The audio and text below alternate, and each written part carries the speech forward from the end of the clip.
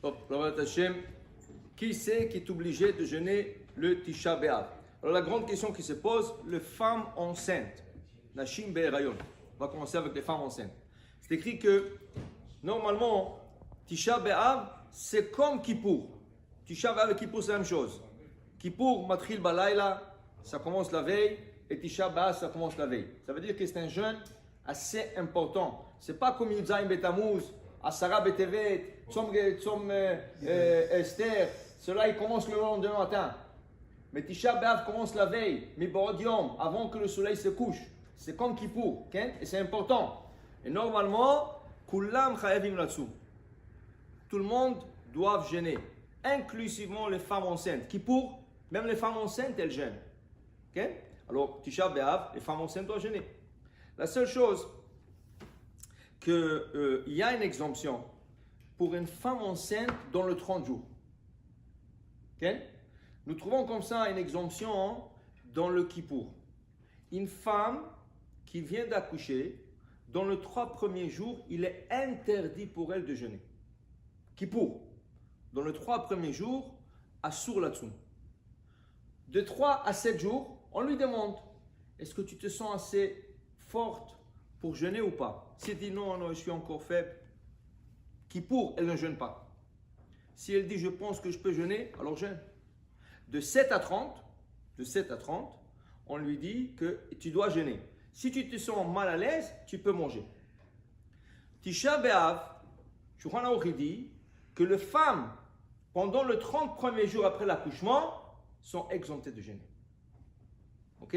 Alors, la halacha, Isha betoch 30 yom laleda, ptura militanot betzom yom Tisha B'Av. 30 jours, le premier 30 jours avant Tisha B'Av, la femme est exemptée de jeûner pour le jeûne Tisha B'Av. Maintenant, moins que 30 jours. Okay? Moins que 30 jours.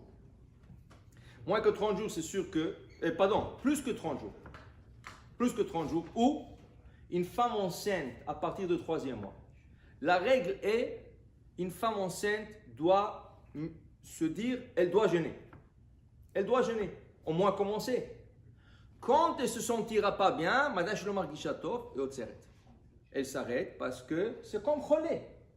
Un malade, quelqu'un qui n'est pas enceinte, un homme qui est malade, s'ils ne sont pas bien pendant la tanit, il doit arrêter. Okay? Maintenant, si la femme enceinte a des conditions médicales autres que la grossesse, par exemple, elle est diabétique.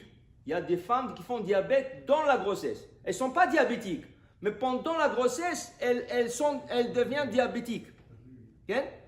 Petura melitanot. Elle est exemptée de jeûner. Okay? S'ils ne se sentent pas bien, alors elle arrête les jeûnes. Mais comme règle, une femme enceinte, Isha Berayon, Tsecha Latril Tatsom Balayla. Elle doit commencer. Si le soir même déjà elle n'est pas bien, c'est quelque chose d'autre. Si le lendemain elle n'est pas bien, elle arrête. Mais elle doit commencer avec tout le monde. Des personnes qui prennent des médicaments. Okay? Alors, tu continues à prendre le médicament, okay? A priori sans eau, si possible. A posteriori, avec un peu d'eau. Tu peux prendre un peu d'eau. Et tu es considéré à jeun. Alors, il y a des femmes qui prennent des pilules pour ne pas tomber enceinte. Okay? Il y a des femmes comme ça. Elles ont une exemption.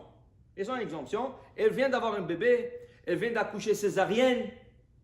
Elle ne peut pas tomber enceinte. Alors, elle prend certaines pilules. Cette pilule-là, il faut la prendre chaque jour à la même heure. Okay? Elle est toute petite, la pilule. Il y en a des femmes qui te disent comme ça, hop, elle avale. Elle dit, non, ils me font un peu d'eau. Ok, un peu d'eau. Mais il y a des personnes qui prennent des médicaments qui sont lourds. Qui veut dire quoi? Il y a des médicaments que tu es obligé de manger avec. Okay? Tu es obligé de manger avec le médicament parce que c'est des médicaments qui sont tellement lourds pour l'estomac que tu es obligé de manger avant de prendre le médicament. Ça, il n'a rien à faire.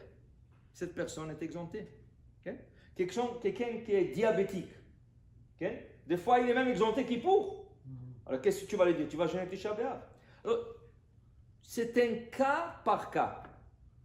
Il faut se mettre dans la tête. Règle générale, tout le monde doit jeûner. Règle générale.